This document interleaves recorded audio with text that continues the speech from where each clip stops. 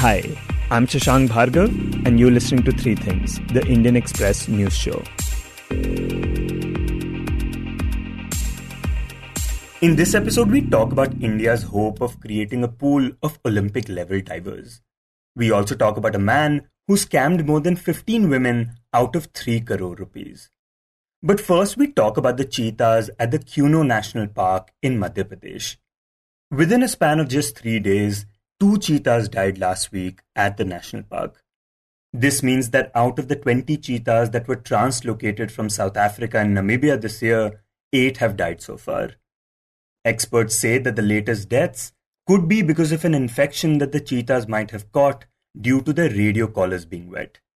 In this segment, Indian Express's Anand Mohan tells us more about it. Anand, so what do we know so far about the death of these 2 cheetahs? Yeah, so Shashank, in a span of 3 days, we've had 2 male cheetahs which have died at the Kuno National Park. On July 11th, a male cheetah called Tejas was found dead with neck injuries inside enclosure number 6. So after Tejas died, a post-mortem was conducted, following which the wildlife authorities had revealed that it was internally weak and it could not suffer from a traumatic shock. Further, talking about this, the wildlife authorities have said that, Tejas had internal organ damage, its kidneys, its spleen, its heart, all of this was damaged, and they were had sent its samples for further examination to figure out more, to shed light on the circumstances surrounding this cheetah's death. However, just 3 days later, you had another male cheetah by the name of Suraj, which was first spotted by the monitoring team lying in a lethargic state around 6:30 a.m. at Palpur East Zone. So the monitoring team tried to get close to this cheetah, and then they spotted a fly around its neck, and the cheetah saw this team. It just got up and ran away. It just darted into the bushes and it just ran away. A few hours later, this cheetah was also found dead. Again, wildlife authorities are of the view that just like the previous cheetah, even this cheetah which died on July 14th had multiple organ failures. And now we have experts from South Africa and the top officials in Madhya Pradesh saying that this may have been because of a possible infection which was caused due to a wet weather conditions brought on by the monsoons, and the radio collar which may have caused abrasions in the skin resulting in an infection carried out by a fly. So basically saying that the radio collars that were being used to monitor them and were tied around their neck, they got wet because of the rains, and that might have caused an infection?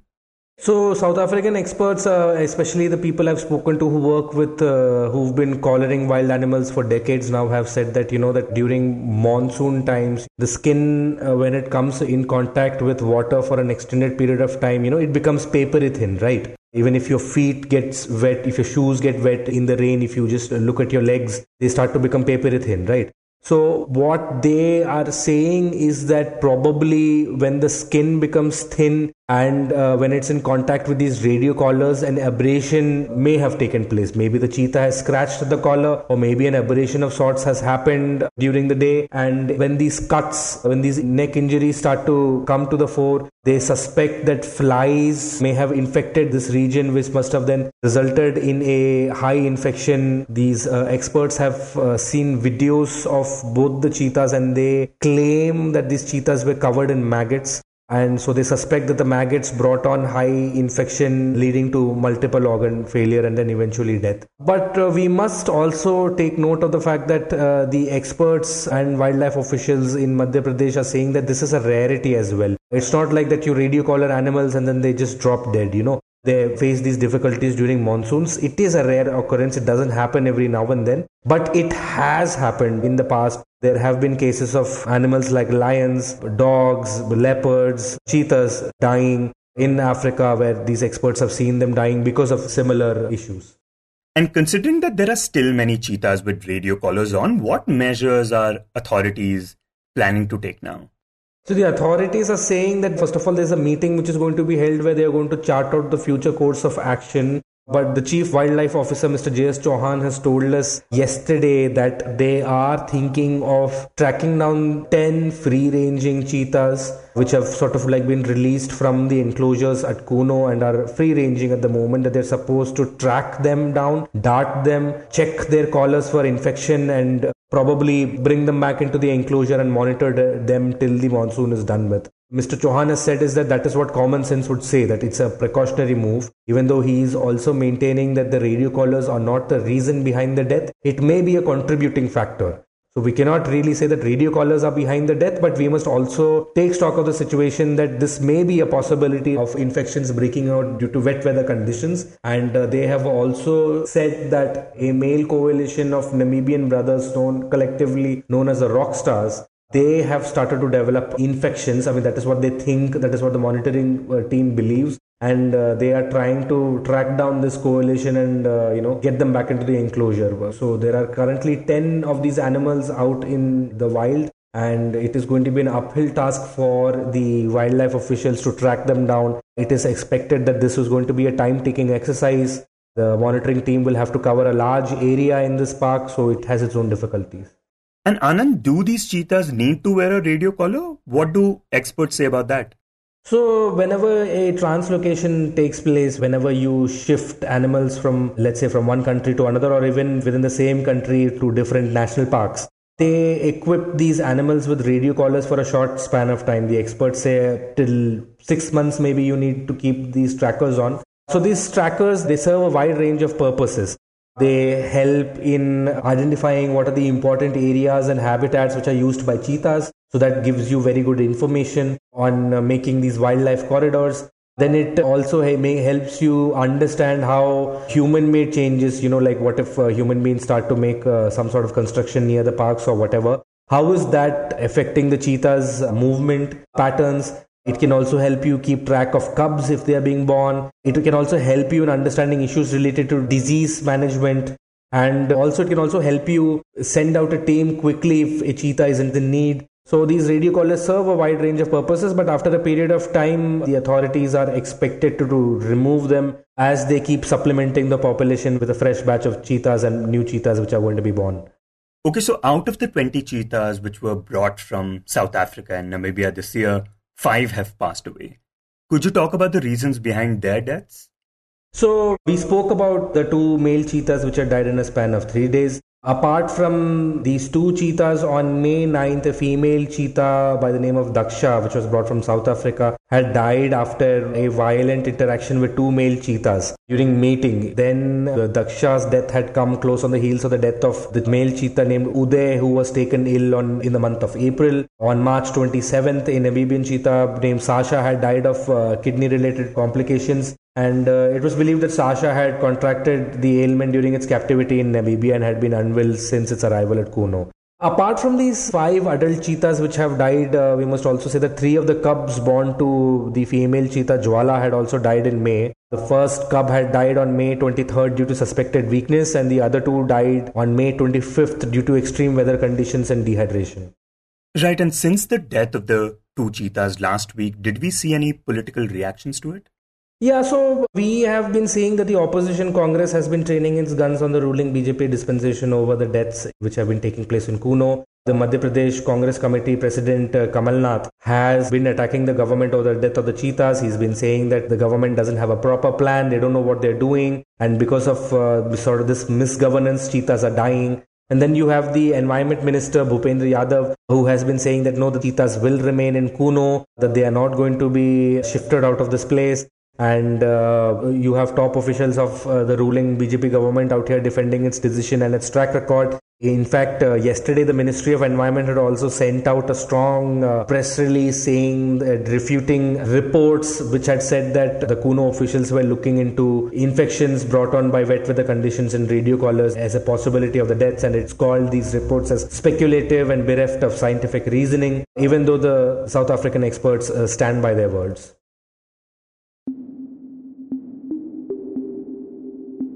And next we talk about diving. India so far has won 12 Olympic medals in field hockey, 7 in wrestling, 4 in shooting, and 3 each in boxing, badminton, and athletics. But as many of you already know, it hasn't won a single medal in diving. And this is what it's hoping to change now. In an attempt to create a pool of Olympic level divers, the Army Sports Institute in Pune has been recruiting 7 to 8-year-old kids who were earlier learning gymnastics, hoping that their skills transfer to diving. To know more about India's plans, we are now joined by Indian Express's Amit Kamath, who reported on this story for the paper. Amit, firstly, what is the reason that India is investing in diving as a sport? Why diving of all sports? Shashank, first of all, diving is one of those sports which is a very safe sport, if you will, right? Because it's always been there on the Olympic program. There's no volatility involved. And like if you look at other sports in which India has an Olympic pedigree, you look at wrestling, it was almost kicked out of the Olympic program. You look at boxing, it now suffers a threat on the Olympic program. You look at shooting, there is some threat. So it wasn't there at the Commonwealth Games. So, diving is one of those sports where obviously India has not had any sort of pedigree there or any legacy there. But then that also offers us a chance to, have something in a sport where it's not going away. And it's not an equipment heavy sport. So in a lot of senses, it is a sport where you can still maybe, capitalize and get some medals. Like if you look at the upcoming Asian Games, there are 10 gold medals on offer. You look at the Olympic Games next year, there will be 8 gold medals on offer. You look at the Commonwealth Games in Victoria later in 2026, there will be, I believe, 12 gold medals on offer. So as opposed to all the other sports, this is if you're hedging your bets, diving is a very good sport to hedge your bets on. And you mentioned that India doesn't have an Olympic pedigree when it comes to diving. But what does India's diving scene look like right now? Do we have any medal-winning divers? Medal winning is a little bit of a stretch because the problem with divers in India is that they don't get too many competitions. Like right now, there is the Aquatics World Championship happening and we've sent exactly one diver there, the very curiously named London Singh. And London is also going to be there at the Asian Games later this year with another guy called Siddharth Pardesi. Now, both of these guys have been trained, have been scouted by the Army Sports Institute, and they are the ones who've kind of helped them rise in the diving scene. These guys, on an average, compete in maybe one competition a year, and that's it. Besides that, there is not much happening in diving in India. Thankfully, Siddharth Pardesi is somebody who's right now in Canada because he has a scholarship from the World Aquatics body. But besides that, diving is slightly stagnant in India. And you write that the Army Sports Institute has been recruiting these really young gymnasts and hoping that their skills transfer to diving. But does this happen very often where people from one sport are recruited for another one?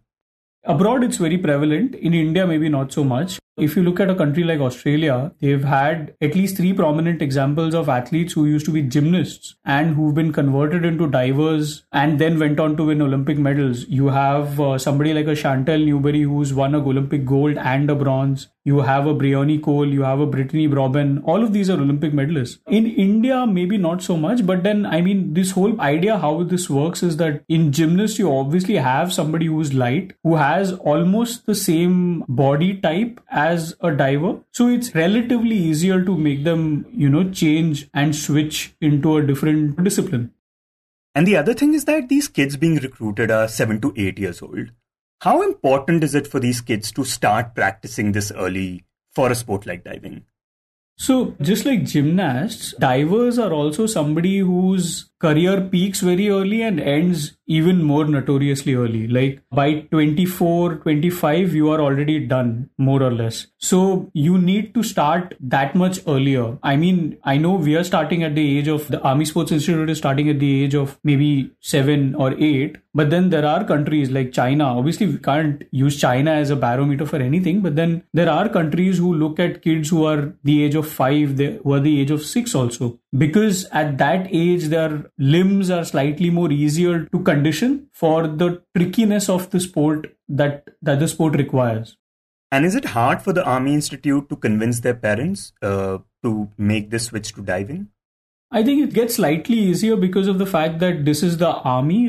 So once you are taken in, because what happens is, here's how the whole scouting process works. First of all, armies will send scouts to gymnastic clubs. They will send them to gymnastic events and try and find out kids who can be converted, who have the body type to become a good diver. Once they do that, they will send an invite to the family. If there is a promising kid, the coach will personally go to the family, try and talk to them, tell them why they should, consider getting getting their kids to switch from gymnastics to diving. Now, in India, I mean, this is a slightly unfortunate fact as well, that in India, most sport that happens at the developmental level is only with the vision of getting a job, getting a PSU job in like Indian Oil or one of these things. So if the army comes in and says that, you send your kids to us, we will take care of them if they get through, then why would a parent not want their kids? And we have to remember that a lot of these kids come from maybe lower middle class, or even slightly poor families. So for them, having a kid who's going to the army is obviously a bonus. So they are more than happy to do it. The other aspect that comes in is once these families agree, they have to still come down to ASI Pune, where sports scientists run a bunch of tests on them just to understand what these kids can do, whether they are fit enough to be gymnasts at some point, can they be sharpened into being, decent divers, and then only they will take these guys in, because they also need to look at the fact that these kids have to serve the army at some point in their lives. And you earlier mentioned that diving is not a equipment-heavy sport. One imagines that only a diving board and a swimming pool is essentially required. But even then, considering that diving is not big in India, talk about the challenges that the institute faces in training these kids to an Olympic level.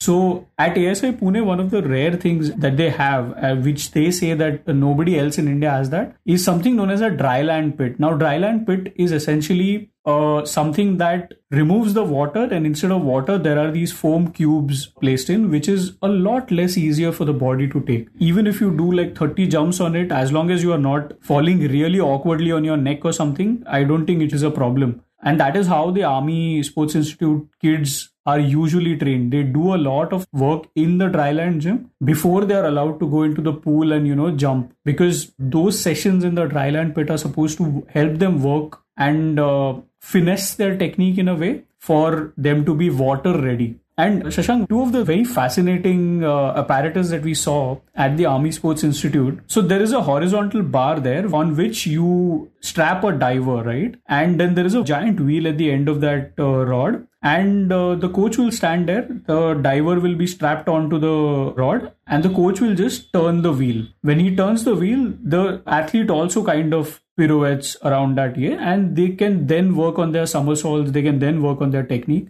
So these are kind of things they have to go through so that they don't mess up when they're actually jumping in the water and pick up injuries.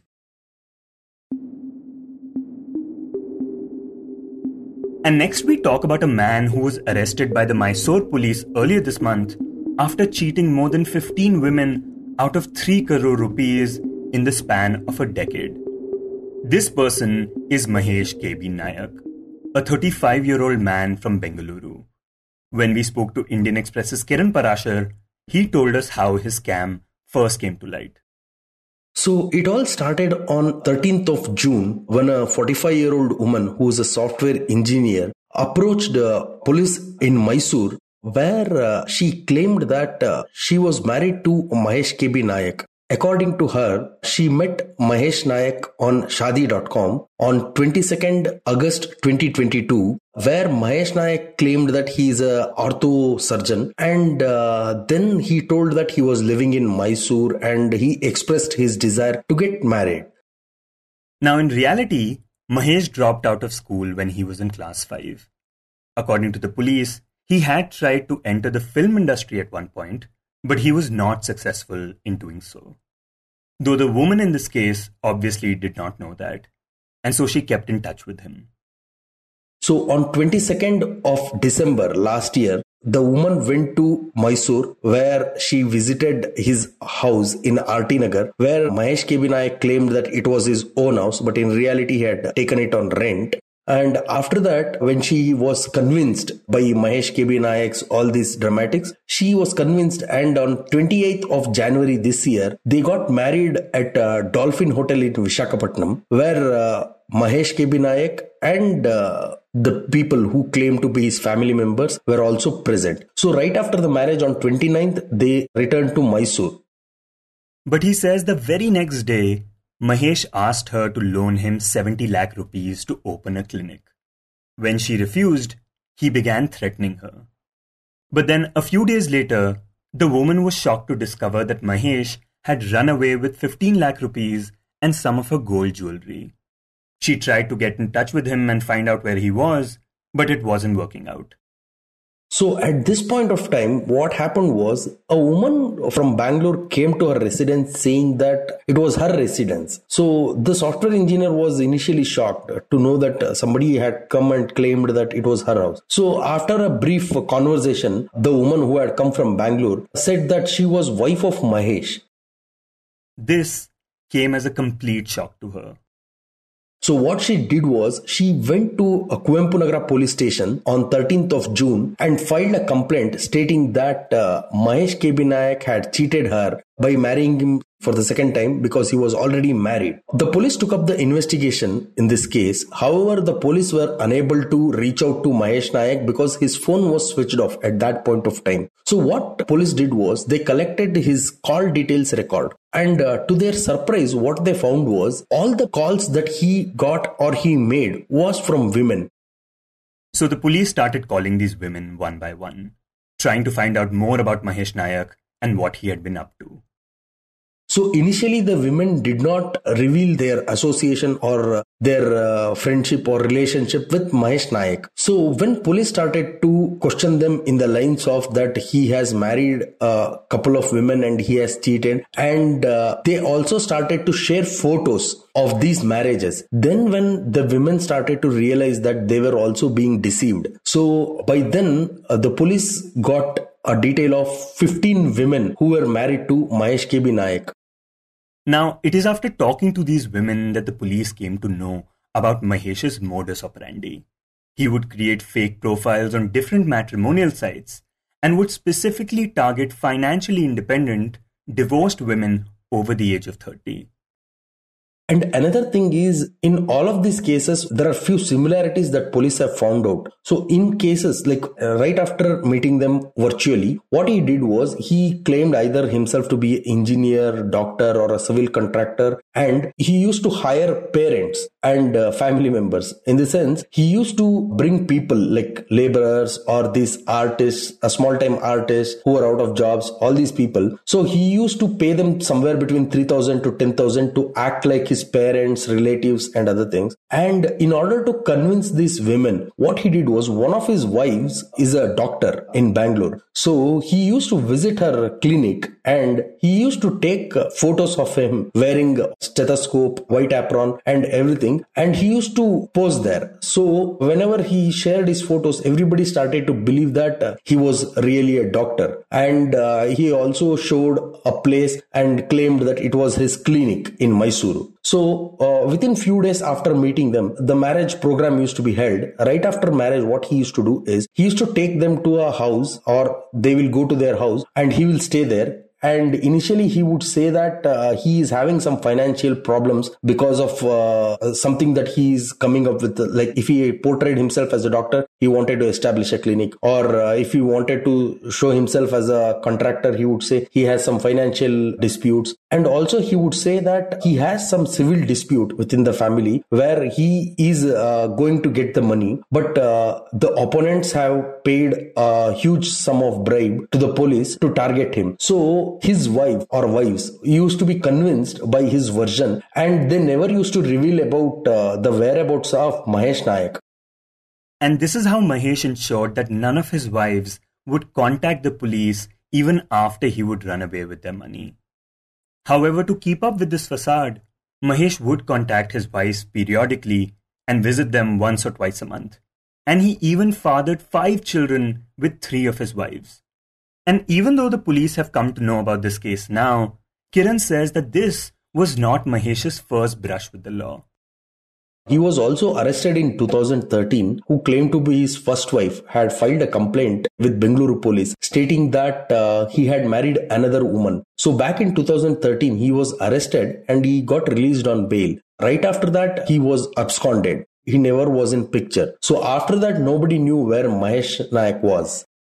Though after the police spoke to all his wives, they managed to trace his location to the city of Tumkuru, which lies in southern Karnataka. Kiran says that after the news of his arrest broke out, more women contacted the police claiming that they were a victim of his scam. The investigating officer also says that could that he did not speak English well, because of that many of his marriage proposals were rejected. Had he knew English, the number of victims would have increased from what it is now presently, and that has been one of his weakness. But despite not knowing English, like we mentioned earlier, Mahesh managed to scam more than 15 women. In fact, when the police were going through one of his profiles at a matrimonial site, they discovered that Mahesh was in touch with 9 more women. And apparently all these women were ready to marry him because he had already portrayed himself to be a educated doctor and who is doing financially very well and is having all kind of money and everything. So women had also shown interest, and it was a stage where they wanted to physically meet each other and know each other. So that was the state. When police checked all these details, they said that around 9 women were in conversation with Mahesh Nayak to take it forward to the next stage. You were listening to 3 Things by the Indian Express. Today's show was written and produced by me, Shashank Bhargava, and was edited and mixed by Suresh Pawar. If you like the show, then do subscribe to us wherever you get your podcasts. You can also recommend the show to someone you think will like it. Share it with a friend or someone in your family. It's the best way for people to get to know about us. You can tweet us at Express Podcasts and write to us at podcasts@indianexpress.com.